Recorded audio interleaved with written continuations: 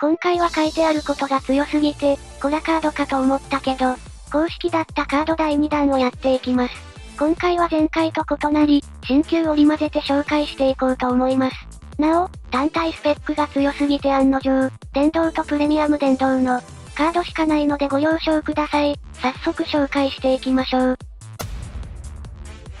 悪案は場に出た時、山札の上から5枚表向きにし、その中から光と闇のカードをすべて手札に加えるという、最大5枚ドローできる破格の効果を持っています。同じ4コスト帯だとサイバーブレインと肩を並べるくらいの性能を持っており、サイバーブレインと共に長きにわたって、プレミアム電動入りしていましたが、2022年7月1日より、進化設計図や巨大設計図の2コストで期待値 2.5 枚以上のドローを狙える環境を鑑みてか、電動に降格しました。悪案の登場当初は派手な効果を持ってはいるものの、元電動、ゲンプレ電のサイバーブレインやアストラルリーフ、ストリーミングシェイパーで十分という考えが一般的で、これといってデッキに採用されることはほぼありませんでした。しかし水文明を含む光、闇文明の多色カードが登場した。2004年では悪案で引けるカード枚数が飛躍的に上昇。速攻デッキで言えば青黒や黒青、コントロールで言えば、白黒悪案などデッキの中核を担うようになりました。その便利さと活躍から悪案は2005年3月に、電動入りしました。しかし、電動入りしてもなおサイバーブレインと共に、ボルコンや天文、ナイトなど数多くのデッキに採用されましたが、プレイヤーの間から4ターン目までに1枚でも引けたら、ゲームがほぼ決まってしまうという懸念点もあってか、悪案は2011年1月にサイバーブレインと共に、プレミアム電動入りを果たしました。電動入りに降格してからもドロマーやラクシールドで、パラノーマルなどを持ってくる役割で採用されたり、落下キラスターでは単純かつ強力なドローソースと、打点の役割で採用されたりと一定数の活躍を見せています。ジョットガンジョラゴンは7コストのドラゴンで、場のジョーカーズを手札に戻すことで戻した数だけ、召喚コストを1軽減します。このカードのコラ要素は最後の効果、ジョラゴンビップ1にあります。ジョラゴンビップ1とはジョーカーズを手札から捨てた時、そのカードの登場時能力を一つ使ってもいいという効果のことです。この効果、捨てたカードのコストには制限がないのが凶悪で、例えば燃えるデッドソードを捨てると、クリーチャー除去、手札破壊、マナ破壊さらには3ドローと少ないターンで、かなりのアドバンテージを稼げる点が強力です。これだけならまだ許せるレベルで、ジョラゴンビップ1は、回数制限がありません。なのでアイアンマンハッタンを捨てれば、その効果で手札を捨てられるのでもう一度ジョラゴンビップ1を発動可能です。ポクチンチンが登場してからこの効果を悪用し、ジョラゴンループが誕生しました。ジョラゴンループの過程はやや複雑かつ長いので省略しますが、ループの結果、好きなジョーカーズの登場時効果を何回も使え、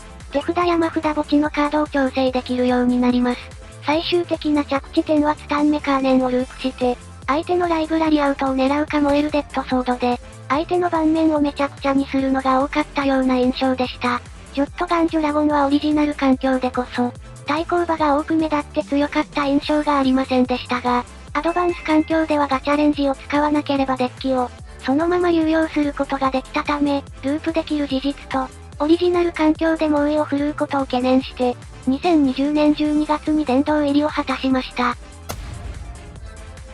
超竜馬ジュラは2003年に登場したかなり古めのカードで、7コストで進化元はドラゴンと攻撃時相手のマナを2枚墓地に置く、オーバーすぎるランデス効果を持ち合わせています。登場した当時は進化元のドラゴンに優秀なものが存在せず、目立った活躍はありませんでした。しかし、2006年8月発売の不死鳥編第2弾で登場した。自分は1マナ増え相手は1マナ減らすことができる。緑神竜ミルドガルムスが登場し、優秀なバジュラの進化元を獲得。ミルドガルムスで相手の動きを遅延しつつバジュラを展開できる。動きがなかなか強く環境で少し見られるようになりました。母なる紋章が登場してからは母なる大地と共に採用した。ランデスドラゴンが活躍を見せたり、パルピー 5B で山札を操作し転生プログラムや、高神竜バルガゲイザーで大型ドラゴンを踏み倒す連ドラでも、超竜バジュラが活躍を見せ、環境に対等していきます。竜戦ロマネスクが登場してから母なる紋章と、母なる大地と共に超竜バジュラの価値も飛躍的に上昇し、竜戦ロマネスク登場から母なる紋章、大地が、プレミアム電動コンビ入りするまでは、環境で大暴れすることになりました。インフィニティドラゴンが登場してからは、バジュラと、進化元と共に除去耐性を獲得しバジュラを採用した連ドラは、安定性が飛躍的に上昇しましたがその影響で、インフィニティドラゴン、母なる大地、そして超竜バジュラは、殿堂入りし、超竜バジュラの時代はしばらくの間なくなりました。しばらくの間がヒントです。2021年往来編に突入してから超久しぶりにバジュラの株が急上昇します。その理由は往来ヒーローモモキングレックスの登場です。モモキングレックスの持つ、自身が進化できるコスト7以下の、クリーチャーに進化できる効果はしっかり超竜バジュラも対象で、たった5ターン、マナ加速を挟めば3、4ターンで超竜バジュラを出せる現象は相手の数少ないマナを2枚減らすことを意味するので、非常に強力な上、進化パワーという進化するとバトルに勝つたび、アンタップする能力でさらに4枚も6枚もランデスできるようになり、超竜バジュラが殿堂である理由が疑われていた時代に、終止符を打つことになり、超竜バジュラの殿堂解除は、ありえないものになりました。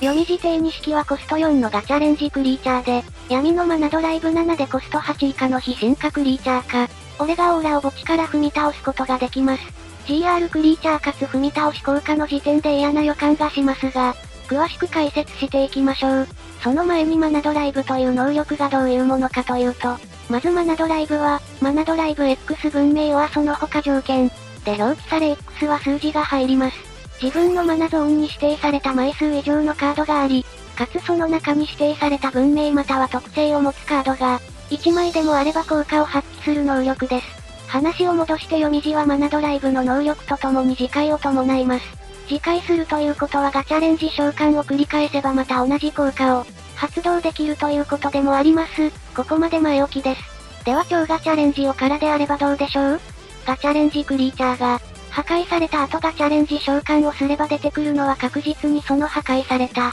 ガチャレンジクリーチャーですよね。読み辞定錦は次回できる点と、踏み倒し効果と超ガチャレンジの特徴を悪用されループすることになります。読み字を使った代表的なループデッキは2つあり、4シードッカンデイヤーと白黒緑読み字ループです。ループの過程は長いので省略しますが、興味があれば調べる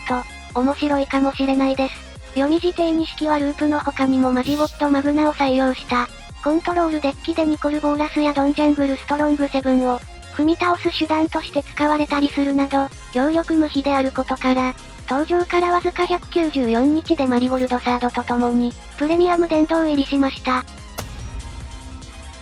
ラッキーダーツは自分のシールドを1枚相手に選ばせ、呪文であれば無料で唱えることができます。これだけでもただのコラカードに見えますが、もともとはネタカードの糸で作られたカードなので、そう思うのも納得です。というのも、デュエマはクリーチャーで相手のシールドを削りながら勝つゲームであるため、必然的にデッキの中のクリーチャーが大半を占めることになるため、なので1コストで唱えようとも呪文が出る確率は 50%。初動になる呪文も含めればゲームの勝ちにつながる呪文を引く確率はそれ以下になりますから、ラッキーダーツは、両調整、両設計に見えます。ですが初出は2004年、デュエマはインフレするゲームです。そして6年後ラッキーダーツに転機が訪れます。2010年のデュエマは覚醒編、総超次元呪文の登場です。超次元呪文を唱えることでデッキ外からクリーチャーを出すことができるようになりました。それが何を意味をするかというと、デッキに全くクリーチャーを入れなくてもゲームに勝てるようになったということです。